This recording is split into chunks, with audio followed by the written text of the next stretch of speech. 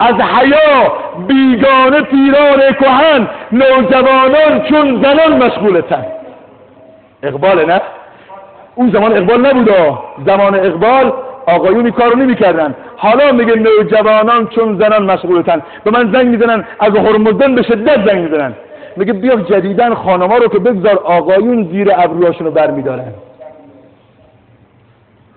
وا ویلا، این برای زنها ناجایزه، حالا مردا برداشتن. جالب نیست؟ شلوارهای زنانه اومده، لباس پیراهن دیگر زن و مرد نداره. و تازه جالبتر از همین اینه که زنا موهاشون رو مردانه میزنن، آقایون خانومی میذارن. رژ لب میزنه به مقدار 70 کیلوگرم تو لباش. اگه بره صورتشون ببوسی یا بخواد صورت ببوسه، نه جلو نیا، چرا گوجه فرنگی خوردم. این وضعیت جوون ماست. درسته؟ دو جوانان خدا خیر ده. واقعا اون اوایل که من شعر اقبال میخوندم خندم میگفت اقبال چی داره میگه؟ حالا فهمیدم که این فیلسوف بودا. از حیا بیگانه پیران کهن، نوجوانان چون زنان مشغولتن. در درونش آرزوها بی ثبات، مرده زایند از بطون امهات. دختران او به زلف خود اسیر، خود شوخ چشم و خود نما و خردگیر. دختران میگه شب و روز زیر آینه داره بر میرن. اقبال میگه این موشو اینطور چیز بکنه. یک آقای آمده بود، خدا گواه، یک معلمی ها آمده بود خونمون با یک دختر کوچولی تقریبا 7 سالش. قرار بود نمیدونم کجا ببره. شب خونمون این دخترش موهاش به هم خورده اصطلاح. صبح آمد گفت که جناب مولوی. گفتم چیه؟ گفت این مامانش نیست، مامانش نیاوردم، لطف کن موهای این رو درست کن.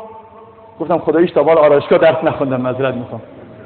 گفت نه چیزی نیست، میخوام موهاشو خرگوشی در بیاری. گفتم باز این دیگه چیه؟ گفت خرگوشی بلد نیستی؟ گفتم نه. گفت خانمت چیه؟ گفتم خداییش بهم نرفته تا به حال. گفتم خودت درست کن ببین چی در میاری. دیدم که برای دو شاخه کرد، به اصطلاح خودش نتونست، یک شاخه این طرف یک شاخه بچه کوچیکا. گفتم ببخشید نگید خرگوشی، بگید خری، چون ما خرا رو دیدیم که جود تو گوش دارن. اسمشو کلاس رو گذاشتی خرگوشی. آره حالا بزرگان هم این کارو کردن. بچه وقتی که 7 سال و 9 ساله هست با پلیس شورت میاد تو خونه ها، پسر دختر 5 ساله 7 ساله 10 ساله میگه کوچیک بذارش. وقتی این بزرگ شد اگر تو با توپ رو سرش برسی بگو چادر سرش کن، چادر سرش نمیکنه دیگه. عادت کرده، یلری تلری شده، به زور میخوای. وقتی کوچی هست بچه هست، مرده زایند از بطون امهات. دختران او به زلف خود اسیر، شوخ چشم و خودنما و خردگیر. ساخته پرداخته دلباخته، ابروان مثل دو تیغ آخته. ملتی خاکستری او بیشرف، صبح او از شام او تاریک‌تر. منعمان او بخیل و عیش دوست، غافل از مغزند و اندر بند پوست. قوت فرمان روا معبود او، در زیان دین و ایمان سود او. از نیاکان دفتری اندر بغل، قرآنی اندر بغل. از نیاکان قرآنی اندر بغل، ای امان از گفته های بی عمل. چیزی که حضرت استاد اول اشاره کرد.